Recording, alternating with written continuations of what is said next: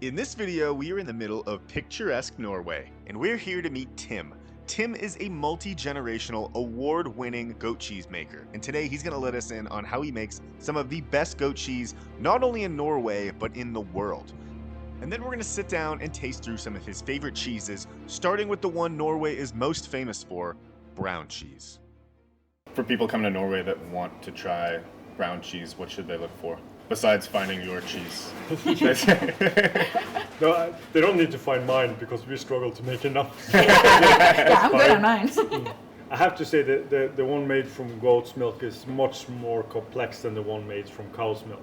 I will say it's a drastic difference. Drastically different. Yeah. Even in the best way. Yeah, because the industry is sweet and it's much more pliable. It's like a Yes, plastic. that's what I was thinking. The Yeah. plasticness is more of what the difference for me, besides 'cause the this one is- color and the Yeah, textures. because this one is shorter. It's still like pliable and elastic, but not as much as that rubber one. There's different boiling methods to it. We still use the old way of open pan.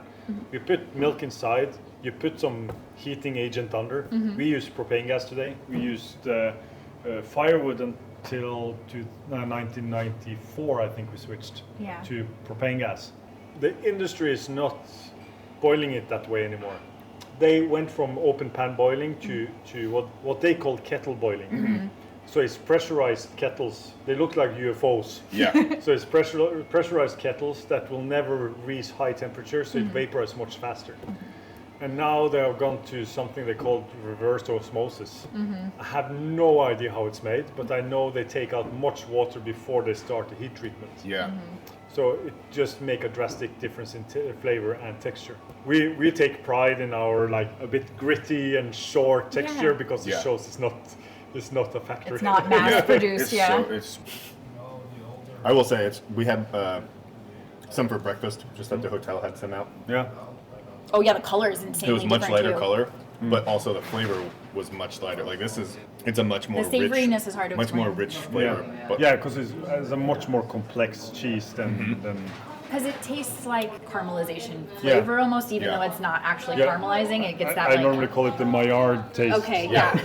How do we call this? The Maillard taste. Because it reminds you of caramel taste, but it's not. But it's not sweet. Or... No. Yeah. Because it's like on bread also you can feel that on stone oven baked bread. Yes. You can also get the same thing.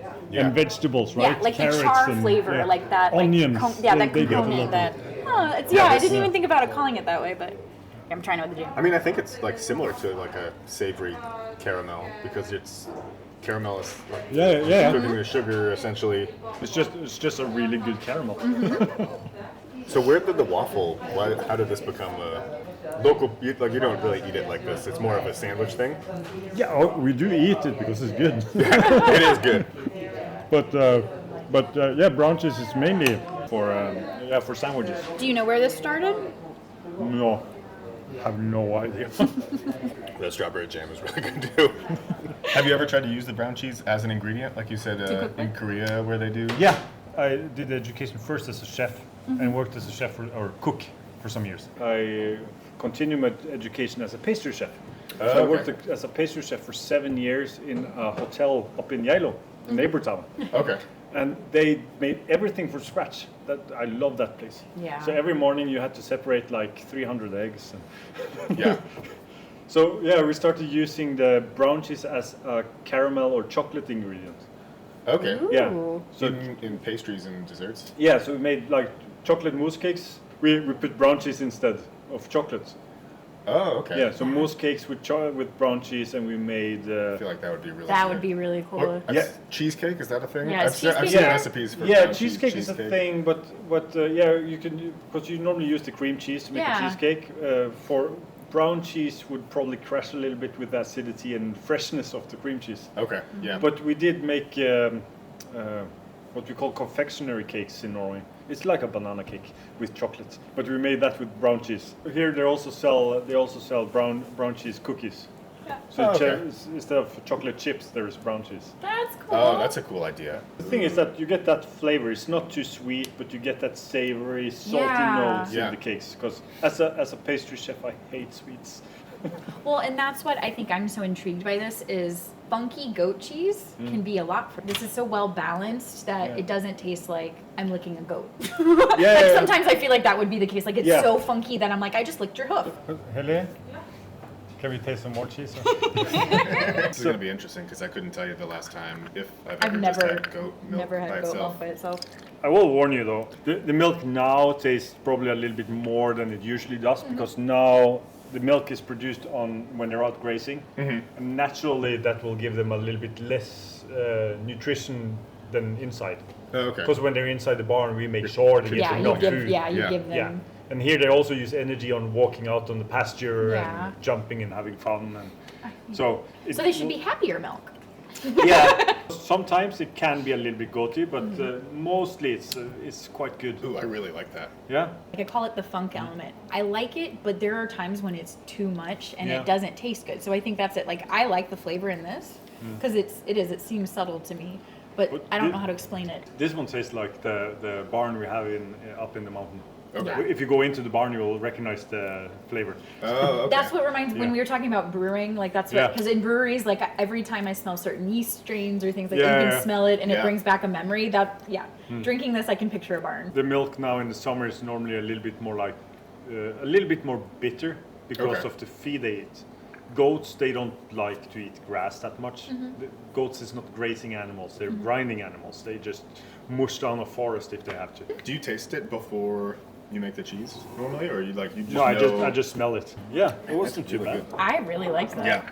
And the thing is, we don't standardize the milk, so it's just full fat. This one is probably around like 4% fat. Oh, wow. Okay, that makes sense. I feel like because I like 2%. It wasn't too heavy, but it was like Yeah, but the thing is, if you had 4% cow milk, it will feel you will get really fatty inside your mouth. That's because of the fat particles again. They're much bigger. Yeah.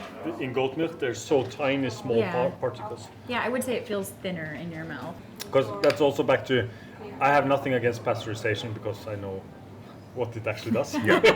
But I have a lot against homogenization of milk. You have a machine with a small nozzle with small holes in, and you blast the fat through there, like milk with the fat, to crush the fat particles in cow milk. Okay. So the milk will be homogenized. So it doesn't separate. Okay. Because when you buy milk in the supermarket, you never find a cream line of milk. Yeah. And you were saying that earlier that like, cow milk separates and you have to do it. But that doesn't happen with goat milk because of the tiny small particles. Yeah. It separates a little bit. It will get a bit heavier milk on the top than the bottom. Yeah. But it's not like cow where it like completely separates out the layers. So you don't need to homogenize goat milk. Homogenized milk in studies have gone back to show that you can get problems with your intestines and stuff. Fine fat particles in the homogenized cow milk can penetrate through the intestine walls, so you get a lot of fat on your organs. That makes sense. That's crazy. So much is wrong with our food in my country. No, not only yours. But it feels like it. It's the word. So let's start at the simple one. That's 100% goat's milk. We migrated over the mountain from Bergen over here in the end of 80s, like 1989. Yeah. My parents went over here. They brought their goats and cheese traditions with them over here. Through history, Bergen has been a trading hub for Norway. So Germany and Netherlands has always used Bergen as trade. Traditional goat cheese that was in Norway was more like Gouda-style cheese. So it made sense for us to start up that type of. These cheeses we taste now, they're made for Norwegians because Norwegians are suckers for sweet and salty. Yeah. Yeah. I mean, I definitely got that on the last cheese. It was like a little bit of sweet up front, and then you got the salty finish. Yeah, because if you take that cheese and you mature it for 2 years, you will get a lot more of that sweetness. Okay. Is this one's the 2 years? 2 years age? Okay. 2 years, and it's from the winter when the goats is inside the barn. So I normally say it's quite sweet, savory cheese, but it's really simple. Yeah. There's not a lot of different flavors going on, but it's comfortable, right? Yeah, that's really good. And it's you can get gold. like more. You definitely get more Yeah. crystallization too. Yeah. The mouth feels different. You It's can- interesting because it's can like a see the- Parmesan, but It it's is like a Parmesan to me. It's like a Parmesan, but it has a sweet finish that Parmesan doesn't have. Yeah. And the cool thing is that because the Parmesan has that baby sick aftertaste. Yeah, it does. There is no better way It to does. say it, but it's a really nice taste. Yeah. I was part of the Academy of Cheese in Britain, where we learned to the vocabulary and the tasting and stuff. And then we came to that part. It's like, yeah, there is no better word. Yeah, there's no way to say it. Yeah. Do you have a favorite cheese that you make out of everything? Yeah, we're not there yet. I have to roll it back a little bit because I jumped this one. It was a bit stupid. This one you don't need to taste because it's fenugreek. You know the spice. Oh yeah. Yeah, it tastes fenugreek. I hate cheeses with spices. Yeah. In my world, you put spice in a cheese to cover bad taste of milk. Right. Yeah. So if you have bad milk one day, you just add in a lot of spices and it tastes like the spices. Yeah. But we have two cheeses. I don't have the other one because that's empty. We have three. We have the fenugreek one that I really hate. Only reason why I make it is it's local women above 60. Okay. Yeah, because I stopped making it and they got furious. So I had to start making it again. I love it. We have two others. We have one with caraway seeds that we mature for minimum 1 year because we need that sweetness you had in the last cheese now. Yeah. To go with that caraway sweetness taste, licorice. Yeah. Caraway is a real Norwegian spice. We use it in aquavit. We use it in our version of sauerkraut. And the last one here is this one is younger, but it's with spruce sprouts. Oh, cool. It's a tip in the spring. You have like a week to pick them. Yep. Because you need them to be big enough to actually have some flavor. Okay. But small enough and young enough so they don't become bitter.